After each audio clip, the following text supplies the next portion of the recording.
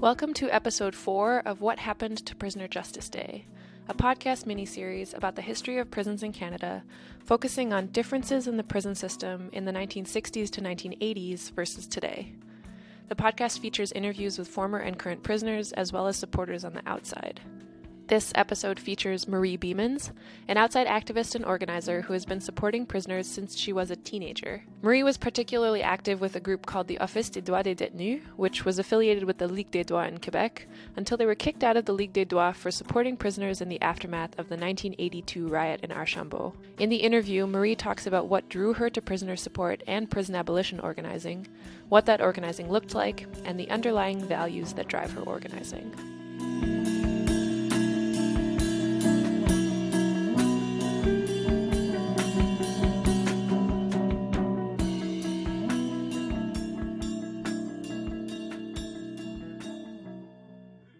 My name is Marie Biemans.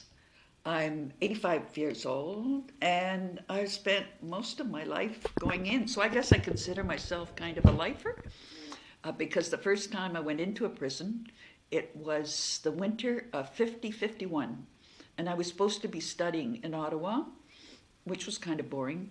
And I found a flyer to go into the old Nicholas Street Jail, which is now a youth hostel, and to visit the women. And I was 17 at the time. In those days in Ontario, you had to be 21 to vote, 21 to drink legally, but at 16 you could go into prison. And what struck me the first time I went in was most of the young girls that were there, because they were young girls, the same age as me. And they had come in from the Ottawa Valley to work and hadn't found work in Ottawa. So it was all minor charges, a lot of drugs. And I thought, how come they're in prison and not me? Because I'm a born rebel. I've always questioned authority and powers. And the only thing I could say wasn't because of me that I wasn't there.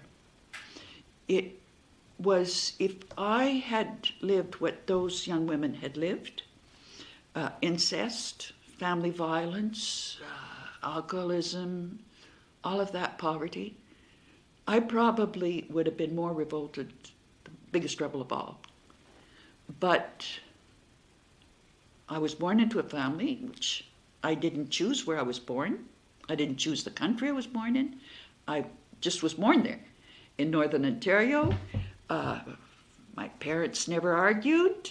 They were very, very committed to values, social values.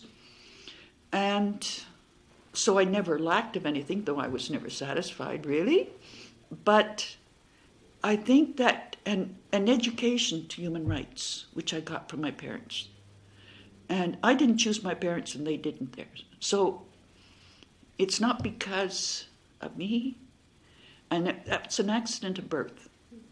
And anyway, I didn't finish my year because I didn't go to most of my classes. I spent more time either watching the debates in Parliament or going to prison. And so I didn't finish the year. And then I moved to Montreal my family moved to Montreal in 52.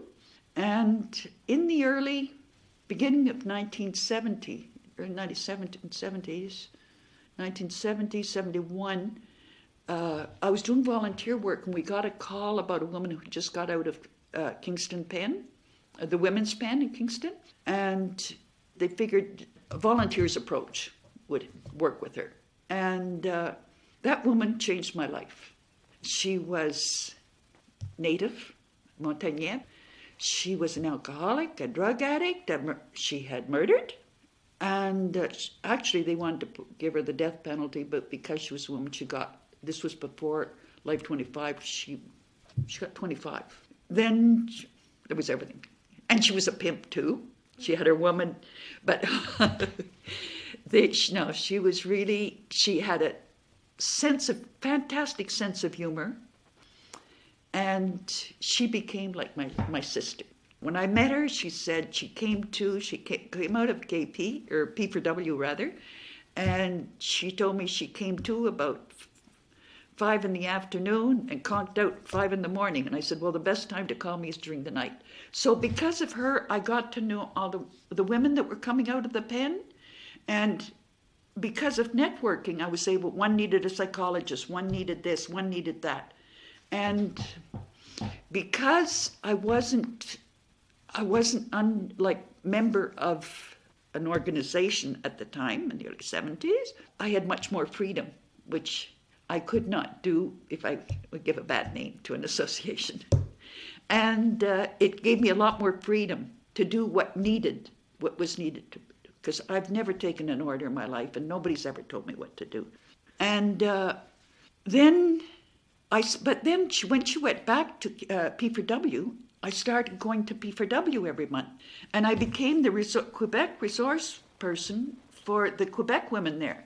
In those days, in the 70s, 1/3 of the women in P4W, the women's pen, 1/3 were Quebecers, 1/3 were Native, and 1/3 were a mixture of everything else. So I ended up involved with the Natives, going to the powwows, being there regularly. And also the laws in Quebec, child protection and everything, were changing. And by then I was working in children's rights. Before there was the Youth Protection Act in Quebec, we were a grassroots organization. And many of the women had children, and they didn't know their rights. So I would bring in a lawyer, I would bring in all sorts of information. And at first, I saw what the waste of human potential when I went in.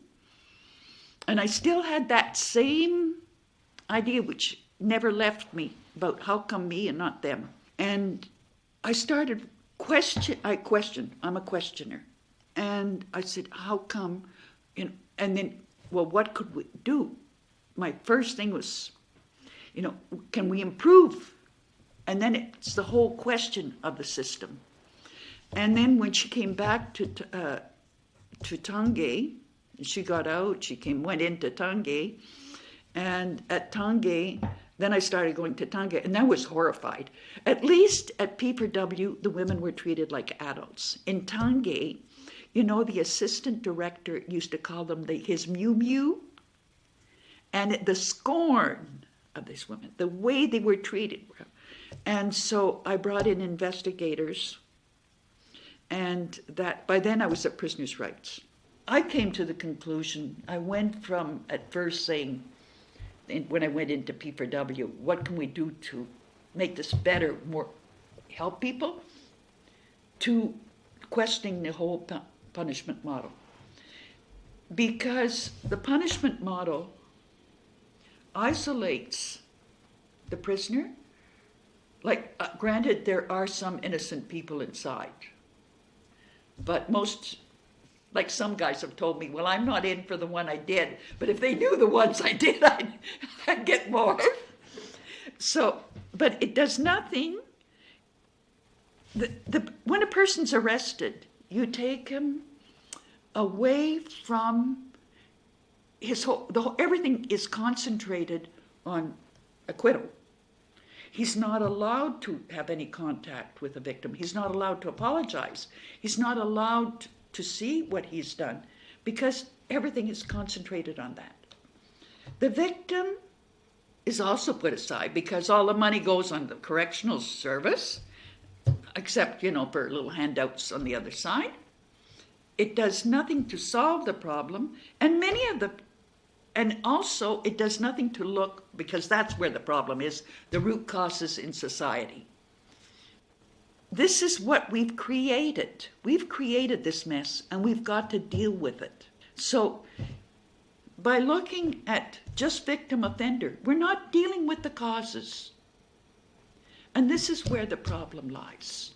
So we program some people who cannot manage to have all the things that are want to go inside, and then we say we've got after the Archambault riot, somebody interviewed the Sol Gen in Ottawa, Kaplan, that was his name, and this was in 82. 25th of July, 82. And said, yes, but this riot that had happened at ODD, we had brought in Amnesty, we had brought in human rights investigators and all that, which got us kicked out of the civil liberties. But somebody asked Kaplan, well, what about this? And Kaplan said the Archambault riot proved that the system worked because we have taken all the bad in society and put it in a container. And the fact that it did not spill out over the container into society means we have managed to contain the evil elements in society. Now, somebody can be doing, making napalm, which is killing, people, making bombs, making whatever, that are killing a hell of a lot more people than the drug trade even. But they're not evil because they're not in the container. So all of this I guess this is part of, the way that's what's happened in my head, been happening in my head over the years. And I think we have to educate the public to this. And then people that work in the system at one time, there's a Canadian Criminology Society, I forget what, Canadian, anyway, I was a member of it. I haven't been to meetings for a long time. And anyway, it's become muzzled because one of the problems is community groups have taken government money. And by taking government money, whoever pays the piper calls the tune. So people like Graham Stewart, the ones that spoke up have gone, and the ones that replace them are educated, but to pay their salaries, they've got mortgages and that, their organizations will not criticize, or their funding will be cut off.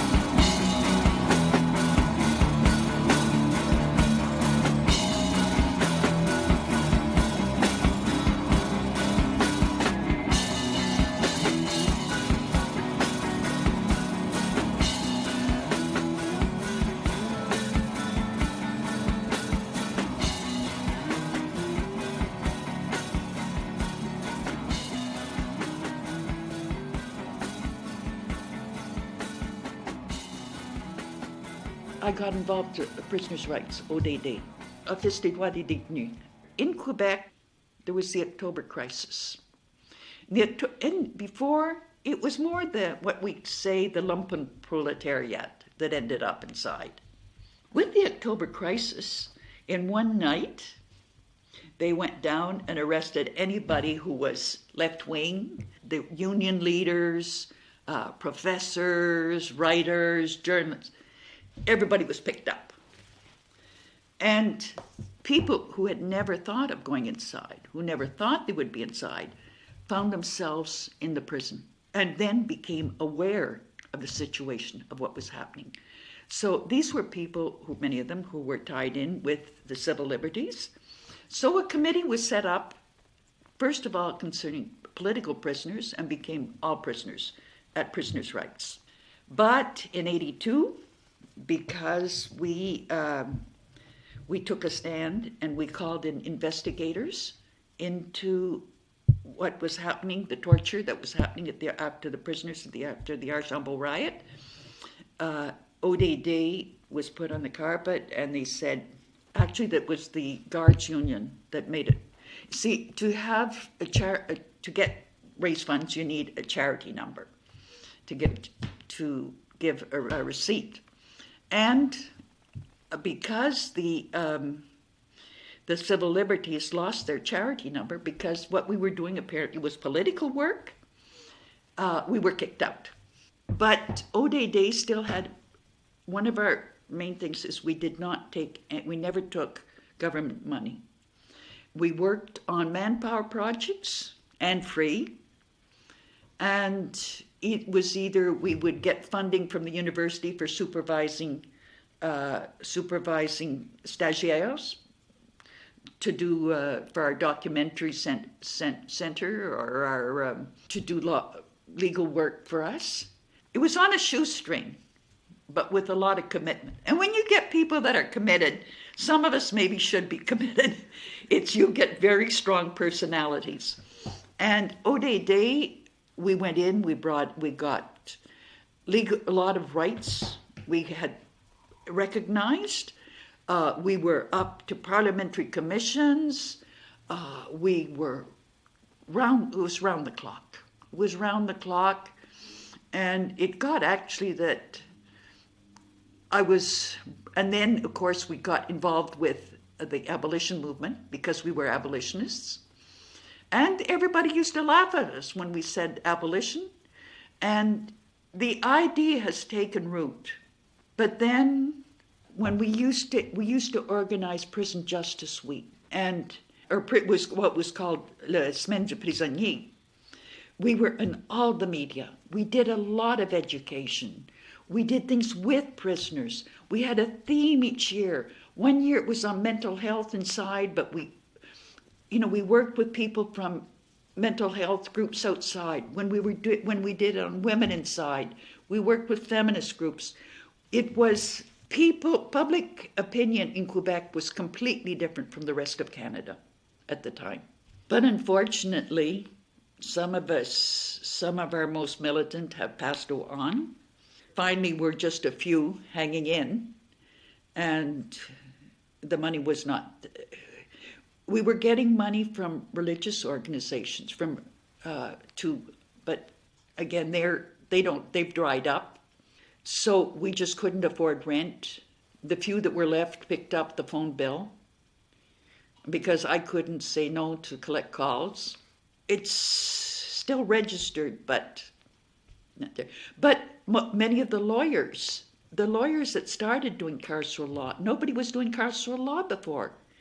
And the pioneers, Steve Feinberg and René Millet and Nicole Daigneault, they were going in regularly. And they were the ones that were the pioneers, and then they took on stagiaires, and now there are many lawyers going in. But on the other hand, we were there fighting, and then, of course, got to be just a few, and 3 people, and we just couldn't support it. But there are lawyers that are going in. But they're doing with individual cases. There's nobody really doing the public education anymore, because somehow everybody's afraid of losing their funding. So it's, you don't rock the boat. And the accent has gone much towards victims. And, I've been asked many times, how come, what about victims? You don't care about victims. You only care about the prisoners. And well, for one thing, most prisoners have been victims at one time. When there was a report that came out that said 90% of the women in P4W had been abused in their childhood, I said, what about the men? Oh, but, men are not supposed to be victims. But I'd say that most of the men inside have been abused.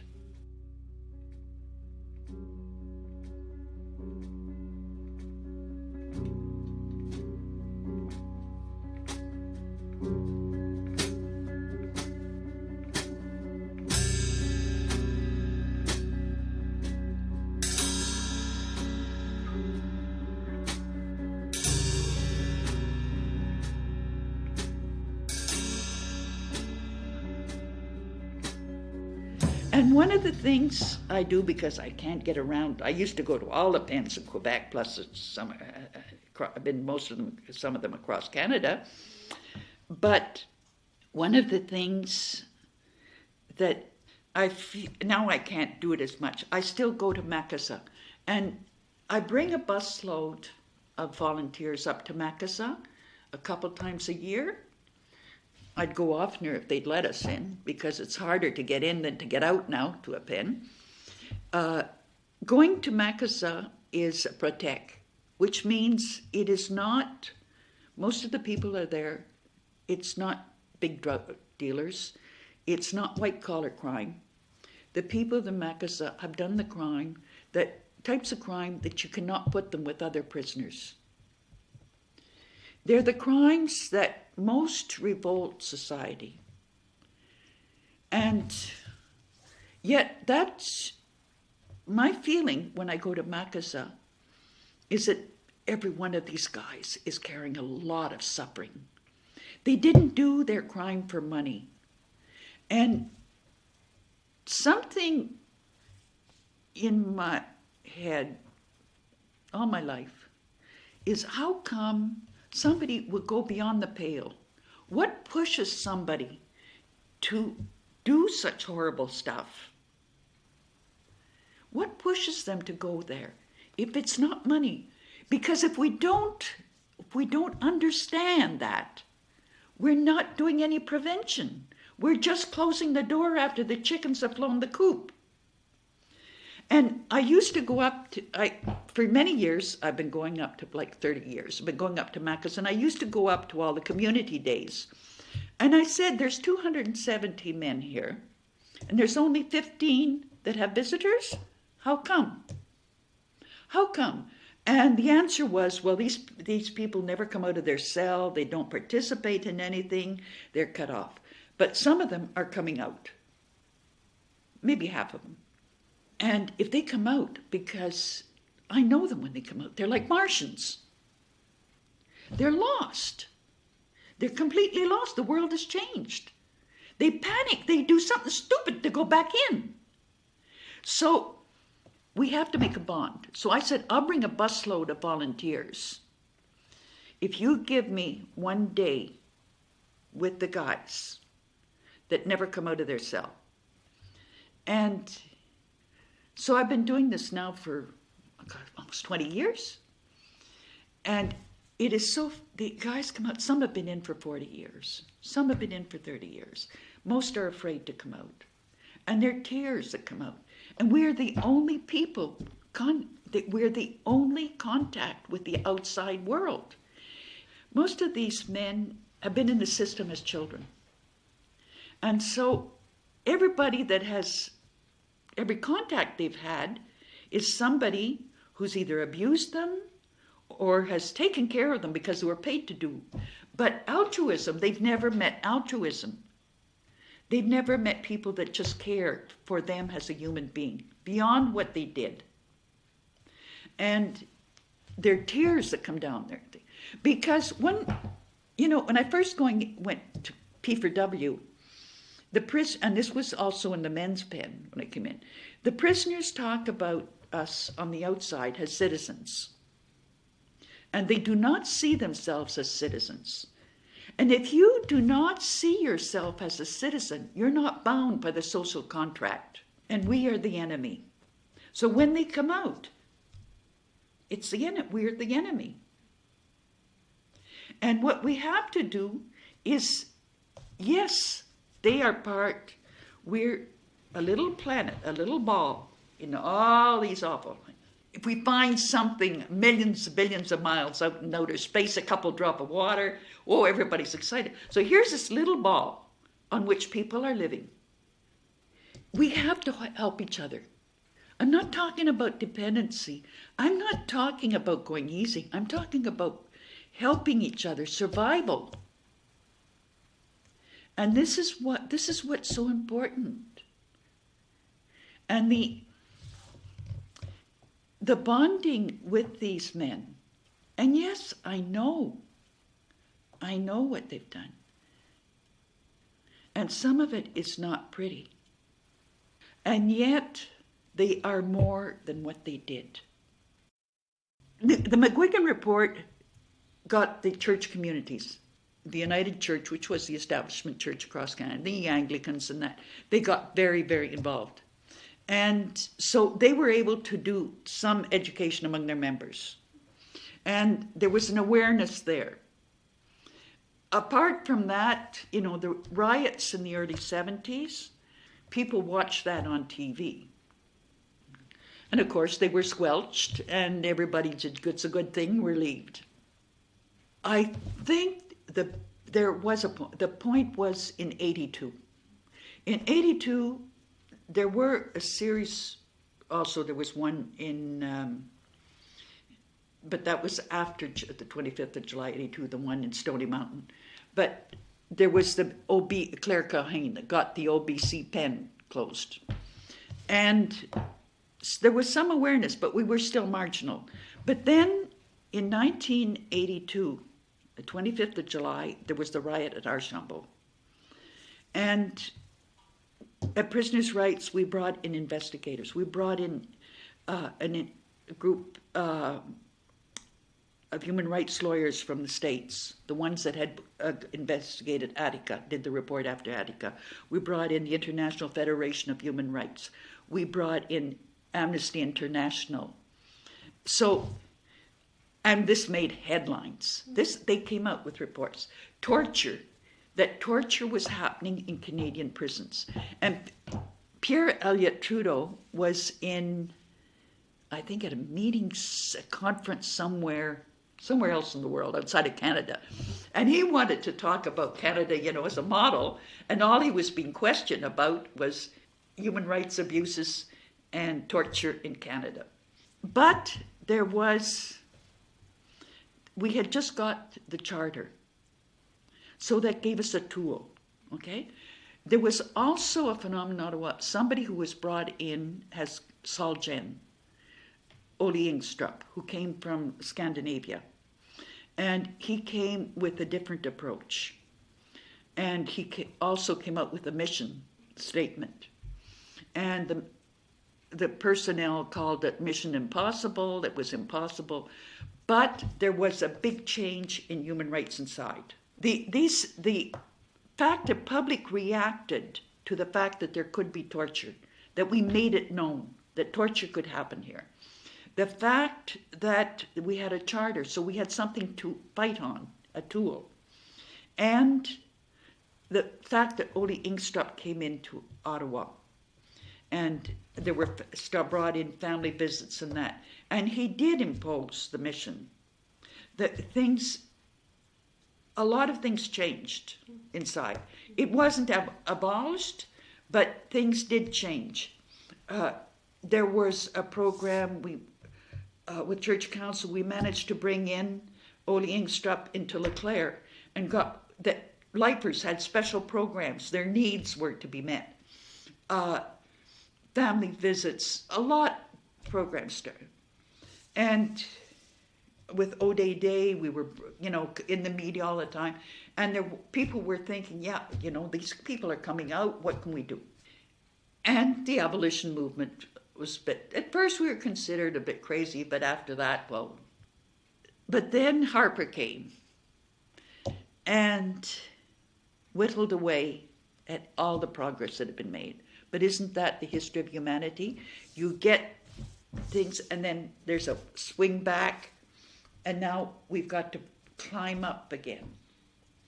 And I'd get so discouraged because I'd think of what we had won for respect. We were losing all, and I thought, gee, all the Saturdays, you know, I could have done something else. All the evenings, you know, all the time I spent in my life fighting for something, and it's being erased. And there's a rage that comes in. We are going to a society, a total control society.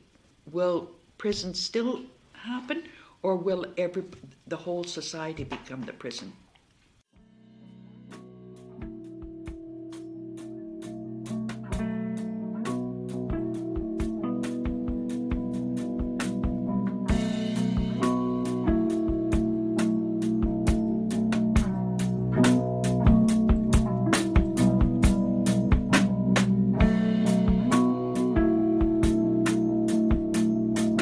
Thanks for listening to episode 4 of What Happened to Prisoner Justice Day. To learn more about events in the 70s that led to the 1982 riot in Archambault, you can check out the zine Under New Management, stories about resistance to prisons in Ontario and Quebec. It's available online at north-shore.info, and you can order paper copies from leftwingbooks.net. Check out our 5th episode featuring Anne, who spent time in Kingston's Prison for Women in the 1980s, and talks to us about the changes to the women's federal prison system since then.